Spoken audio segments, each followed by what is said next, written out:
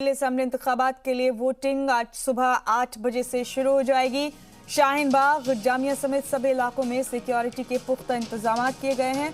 इजाफी police एहलकार तैनात किए गए हैं। सिक्योरिटी के लिए दिल्ली पुलिस के 42,000 जवान और सीआरपीएफ की 190 कंपनियां तैनात की गई हैं।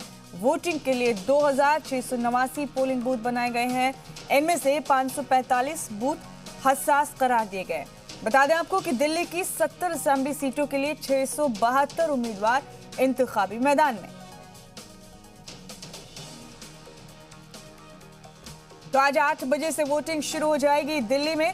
दिल्ली असेंबली इंतखाबात के लिए वोटिंग का ये अमल सुबह 8 बजे से शुरू हो जाएगा। 70 असेंबली सीटों के लिए आज वोटिंग होनी है। 672 उम्मीदवार अपनी किस्मत आज आजमाने वाले हैं 70 असेंबली सीटों पर।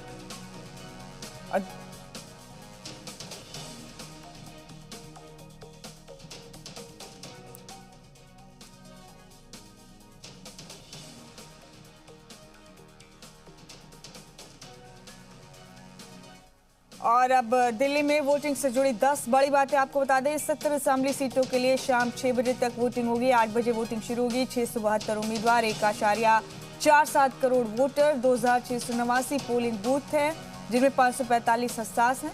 दिल्ली पुलिस के 42,000 जवानों की तैनाती की गई है। सेंट्रल आर्म्स फोर्स की 190 कंपनियां तैनात की गई हैं।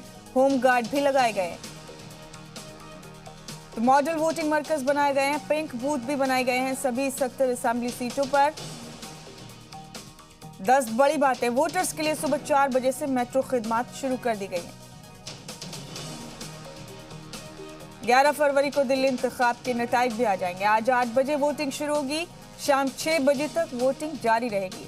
दिल्ली की 70 असेंबली हलकों के लिए वोटिंग का अमल 8 बजे शुरू होगा। वोटर्स के लिए सुबह 4 बजे से मेट्रो खिदमत शुरू कर दी जाएंगी। बाइक और टैक्सी खिदमत देने वाली रैपिडो मुफ्त में अपनी सर्विस देगी।